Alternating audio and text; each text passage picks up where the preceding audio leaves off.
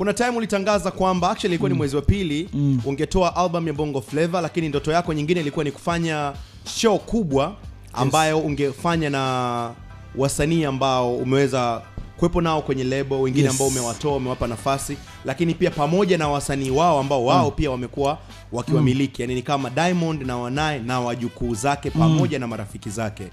Lakini hapa katikati wasanii baadhi wakaanza kuondoka kwenye label, kaonekana hiyo ndoto pengine haiwezi kutokea tena, na ndio maana labda album hiyo ya Bongo Flava haijatoka pamoja na ile album ya International.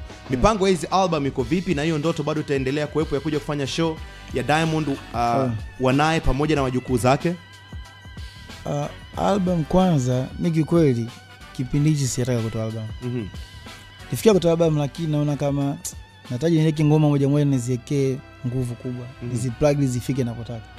Sababu unakuwa nyimbo 10 kushikilia huko na huko. Yani na muziki wenyewe kwa kitu ninachokitaka mimi kinahitaji hela nyingi sana. Kwa nataka kidongo moja kama kwa Masavavi, kama unavotia hivi happy, na nalishikilia naleka huko na kaela huko na ifike. Kia albamu naona kama itanivuruga kwa mimi mikakati yangu. Kwa wengine wakifanya ni sawa na haki ya kufanya hivyo, ila kwa mimi kwa pande zangu kwa sasa hivi nataka nitie dongo. Ndio maana napenda nikatia dongo mwezi huu, nikatia dongo mwezi unaofuata, au wiki mbili kata nyingine. Bwana nike dongo moja moja ilipushi. Kwa sababu wakati nimetoa albamu ya 4 kuna kitu kiliniumiza sana. Nileka nguvu, ngeka nyimbo zangu nyingi sana, fikali sana.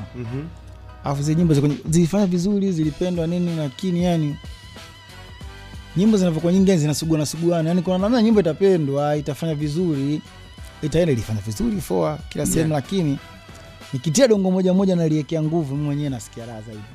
Kwa hiyo niko lazi hata dongo nitie kila wiki au kila baada wiki mbili, lakini nitie dongo moja alafu niliekee nguvu zito. Yani mimi napenda hivyo binafsi.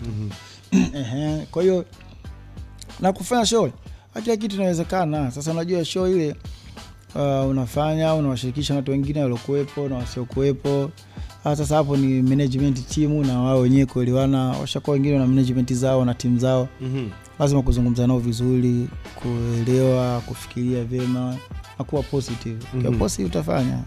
Kwa positive mtafanya, jambo kufanya.